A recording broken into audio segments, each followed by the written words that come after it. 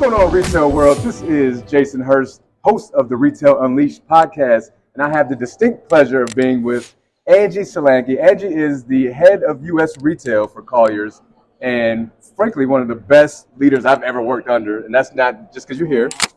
No, she really is. She's very hands-on. She's very intentional.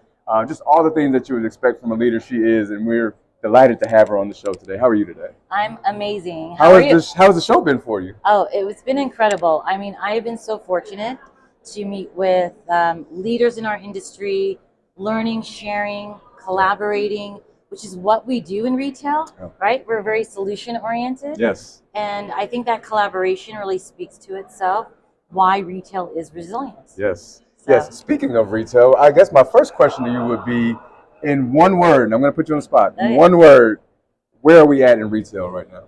Oh my goodness. So, in one word. In one word. I hate to put you in a box. I know, you put me in a box, and I'm such a out of the box thinker. Yeah. So I would say that in one word, accelerated. Awesome. It's accelerated because we went through so many peaks and valleys. Sure. COVID, getting out of COVID, sure. Softening in different markets as it relates to reopening. And what does that mean? Retailers pausing and having the opportunity to optimize their growth plan, their market penetration and development plan, their strategies. Landlords are doing the same. And so with all of these, all of these what I call undulations in the business, it allows us to really go, wow, retail has the opportunity to pivot and tip into one basket to another very quickly.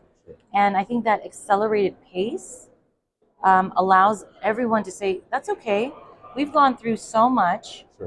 If there's a barrier, we're going to figure out how to solve for that barrier and move on.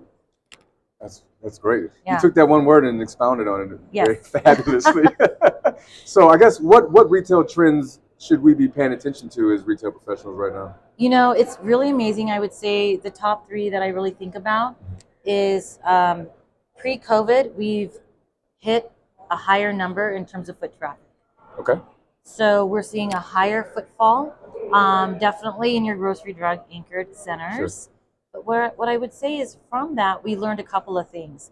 When we started looking at footfall, dwell time, grocery store specifically, we saw that roughly the frequency of visits increased to 4.5, almost 5 times. And why that's important is it speaks or goes back to hybrid work.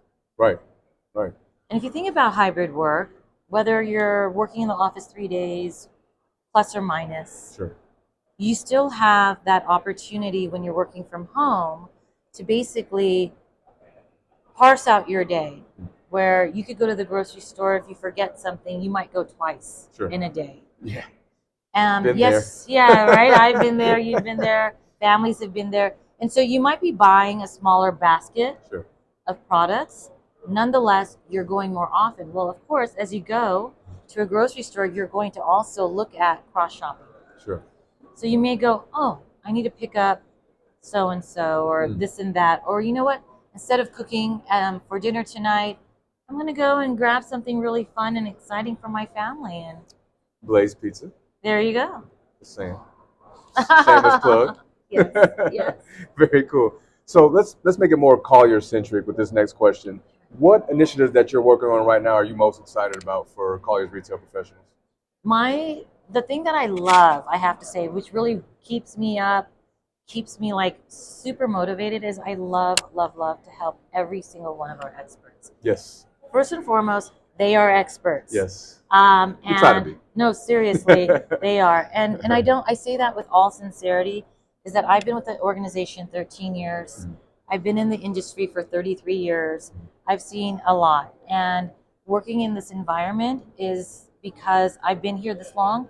Number one, it's a very collaborative, family-oriented, very much so, boutique-minded organization. Yeah. We're very flat from a leadership perspective. Tremendous support from our leaders from CEO across. Yes. And, having that, it affords all of us for me to listen Sure. to our professionals, and in every aspect from, the brokerage to property management to our, project management and all the different disciplines, as well as our marketing teams, our digital teams, our brand teams, and say, let's talk about what the needs are. Sure. Let's embrace those needs. And the number one thing I hear is we want to collaborate with our fellow partners, our colleagues in retail. How do we do this? All right, let's make it happen. Yeah. And what do? We get everybody together in the different markets. Yes. And we do market tours. Yeah. We talk about the challenges. We talk about what solutions have you seen and deployed. We talk about best practices. Yeah. I mean, you've done some phenomenal things like this podcast. Sure. Right? Thank And you. no, but it highlights, capabilities and the value. What does a client want? You are all my clients. Sure. And when I think about clients, I think about what do our clients want, right? Whether it's our external or internal. They want to be heard. Yes. They want to know that this is a partnership and not a transaction. Yeah, absolutely. I will say this, Colliers is probably one of the most flat organizations from a leadership standpoint as far as giving feedback that's actually heard and actually implemented too. Yes. From Gil down to yourself, down to my managing director, Christian Oldenburg. I mean, Yes. you guys are really servant leaders. And I appreciate that about you guys. So I guess last but not least, my last question would be, where are we at in retail in the next 12 months? Where do you see us going? It's a great question. Let me go back in time for a moment. So if we look at the 10-year history of retail spend, take COVID out, Sure. you're looking at about 3% year over year. So that's a stabilized 3% growth. Okay. We're forecasting 3.6, 3.8% year end 23. And then from there, we hope to see some really healthy growth. Okay. Now, in hearing from several very strong economists, including our own, Steve, yes. Which was great because he shared. He's awesome. Yeah, he's amazing. Yeah. And if you haven't, you read his blogs on Knowledge Leader, which is great. Colliers Knowledge Leader.